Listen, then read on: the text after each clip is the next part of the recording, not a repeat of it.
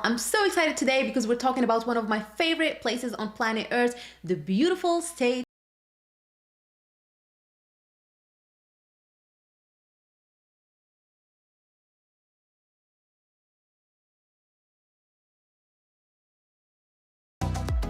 We spent 1 month up in Alaska in 2020 between July and August, working during the week, hitting the hiking trails during the weekend, and taking a few days off to explore all the beautiful wonders that this state has to offer. And in this video today, I want to share with you some tips to help you plan for your visit to Alaska, especially if you are going for the first time. Ready? Let's go. Tip number 1, traveling to Alaska during the pandemic. I share 2 videos in which I talk about what the expectations are if you are traveling to Alaska. However, as of February 2021, it is no longer mandatory to present results of a COVID-19 test. You're not mandated to take a test when you get to the airport, which makes it a lot easier for people to travel to Alaska. I do encourage you, however, to check their website to understand what is expected from you as a traveler to Alaska to make sure that the communities that you are visiting are staying safe. Alaska is huge. It's kind of obvious if you look at the map, but you only appreciate it when you are actually in Alaska. And just to give you some perspective, Alaska is larger than Texas, California, and Montana combined. And these three are some of the largest states in the lower 48. There are 5 main regions in Alaska: the far north, the interior, south central, southwest, and the southeast. The far north region, most of it is above the Arctic Circle. The interior region of Alaska is where Fairbanks is, Denali National Park. South central Alaska is where Anchorage is located. Anchorage is the city that most of people would fly to if you are flying to Alaska. This is where the Kenai Peninsula is located. And then there is the southwest. And then there is the southeast region. This is where the capital of Alaska, Juneau, is located. 5 main regions of Alaska, and understanding what every region has to offer will be very helpful for you to plan for your adventure. My recommendation to you is to go to travelalaska.com. This is the official website for the tourism board in Alaska, and they do have this useful interactive map where you can go and click what region you are interested in, and then it's going to take you to a page with a lot of details about things to do in that particular region, attractions, the main national parks, and that is going to be a good starting point for you to plan for your adventure to Alaska. We spent 1 month up in Alaska and we only explored the southeast region. So that gives you an idea how much time you will need if you want to go and explore every single region of the state of Alaska. If you are interested, or if you happen to choose the south central region as your playground when you visit Alaska, we do have a lot of resources, we do have a lot of videos, and I'm going to link to them in the description box if you are interested. There aren't many roads in Alaska.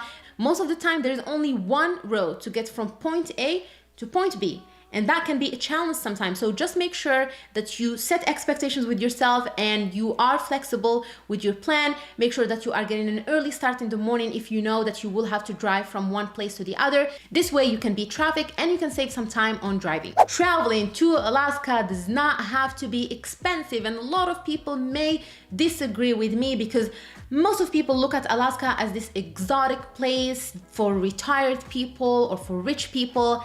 And it can be expensive, and it is expensive, but it doesn't have to be expensive all the time.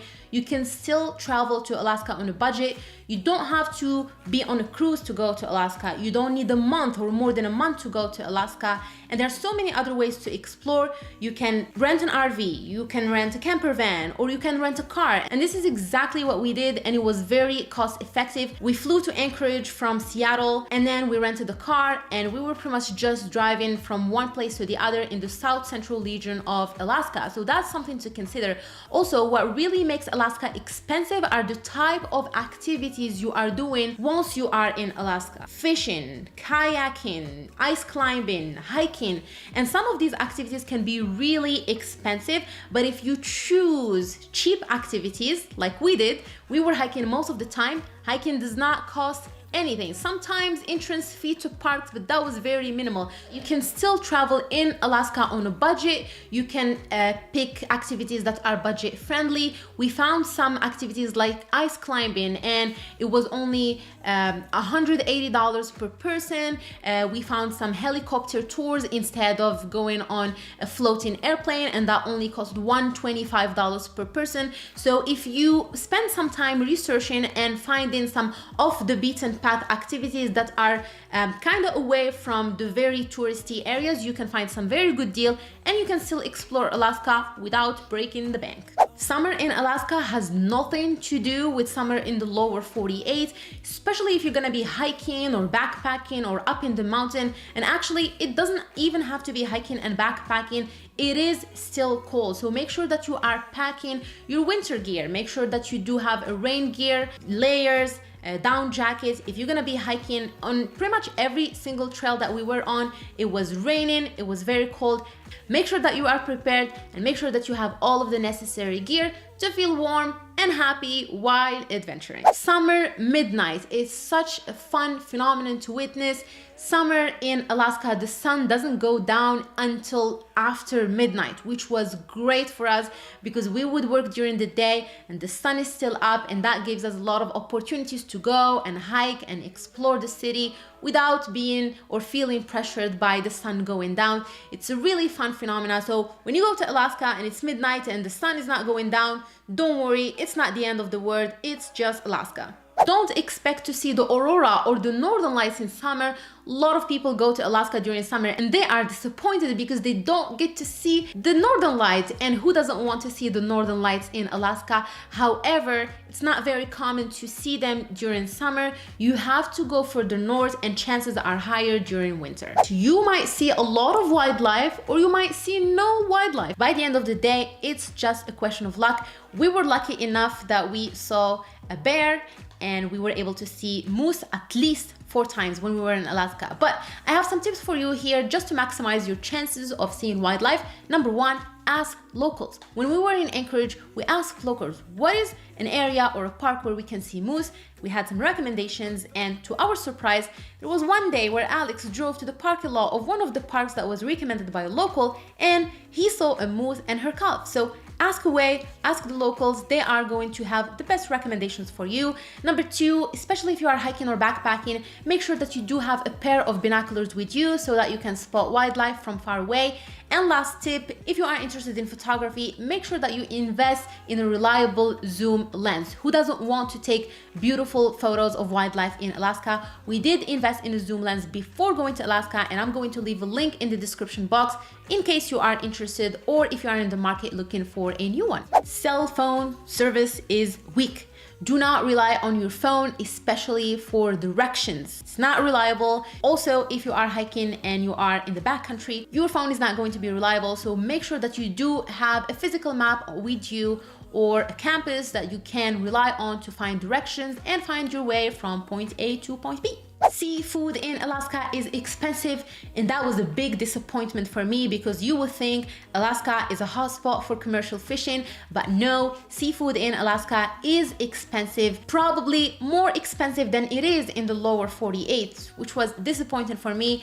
Fishing in Alaska or going on charters for fishing is an expensive experience. The only company that I consulted with, I was told that you have to pay $300 to go on a 1-day fishing adventure for one person. And if you want to get that fish shipped to the lower 48, that is going to cost you $300 more. So $600 if you want to go fishing in the sea with a charter. But that is just to tell you that seafood is expensive, even when you go to restaurants. However, the quality was stellar. I don't think I ever had any seafood here in the United States that can exceed what I got in Alaska. Hiking in Alaska is different than hiking in the lower 48, and I feel like I will need a full episode just to talk about hiking in Alaska because it's very different. 2 things that comes to mind when it comes to hiking to Alaska. 1, they don't know what switchbacks are. Everything goes straight up and up and up until you can't anymore. So keep that in mind. Make sure that you have trekking poles with you. That is the one thing that I wish that I had with me before going to Alaska. And then the second thing, when you are hiking in Alaska, you want to make sure that you are self-reliant. You have everything that you need for worst scenarios. You want to make sure that you have all the necessary gear, all of the 10 essentials for hiking. It's not crazy to have a sleeping bag with you even if you are going on a day hike.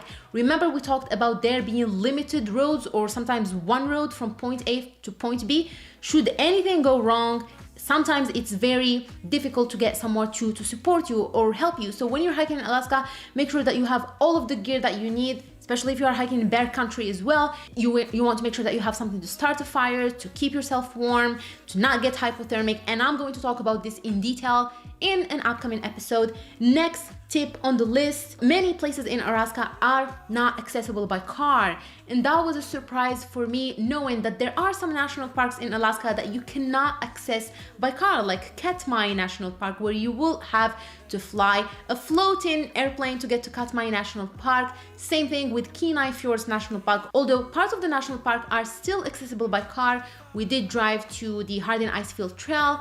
Beautiful hike, by the way. If you are in the Kenai Peninsula or if you are in Seward, you definitely should check the HIT, the Hardin Icefield Trail. It's one of my favorite hiking trails up until now. But anyway, so what I was trying to say is that even the Kenai Fjords National Park, a big chunk of the national park is only accessible by cruise, boat, kayaking, or airplane. So don't be surprised, because so many places you can only access by airplane. And actually, that is one of the reasons that makes going to Alaska and exploring Alaska a little bit expensive. But if you guys found this to be useful, please give it a thumbs up. My goal is to help you plan for your next adventure. My name is Habiba, this is Trekking Pals, and I will see you soon on a new adventure.